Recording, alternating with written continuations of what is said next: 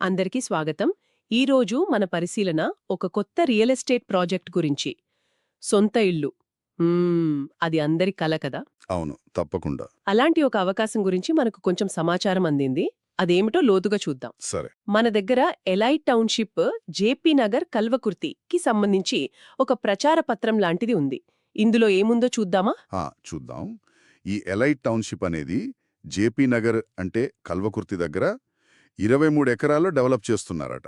23 ఎకరాలు పెద్దదే. అవును.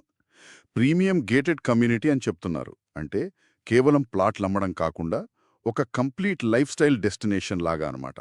ఓ, అంటే వెறுం స్థలం కాదనమాట. సరే, ప్రధానంగా ప్రీమియం విల్లా ప్లాట్లు అంటున్నారు, గేటెడ్ కమ్యూనిటీ భద్రత అంటున్నారు. ఇవి హైలైట్స్లా ఉన్నాయి.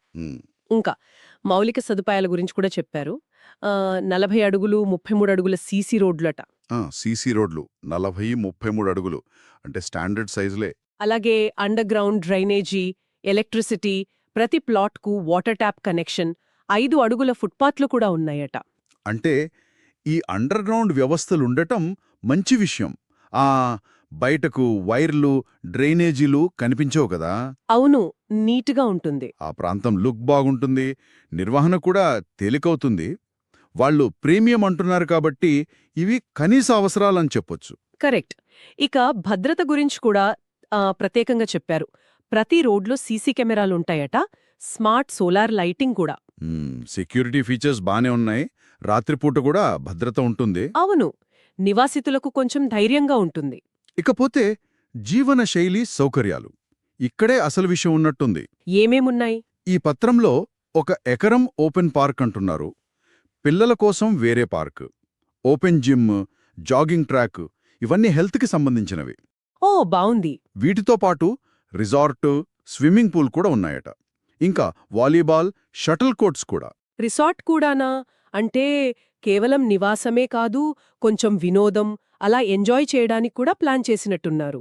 అవును, అదే వాళ్ళు చెప్పే సంపూర్ణ జీవన శైలి అంటే ఇదేనేమో. సోషల్ గ్యాదరింగ్స్కి కూడా అనువుగా ఉంటుంది. ఇంకో విషయం, వ్యూ పాయింట్తో వాటర్ ట్యాంక్ అని కూడా రాశారు. ఇదేదో కొత్తగా అనిపిస్తుంది. నిజమే, అది కొంచెం యునిక్గా ఉంది.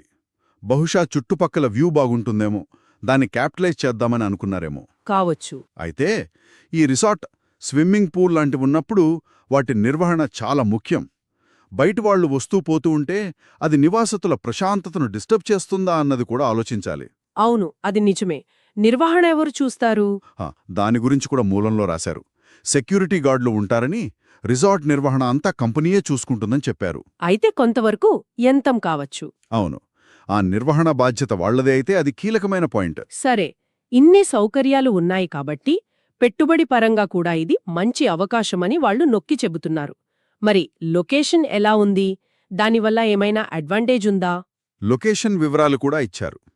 శ్రీశైలం హైవేకి దగ్గరగా ఉందట, జస్ట్ 800 మీటర్ల దూరంలో. ఓహ్, అంటే హైవేకి బాగా దగ్గరే. అవును. అలాగే గద్వాల్ సూర్యాపేట రైల్వే లైన్ కూడా దగ్గరలోనే ఉందంటున్నారు. రవాణా పరంగా ఇవి ప్లస్ పాయింట్స్.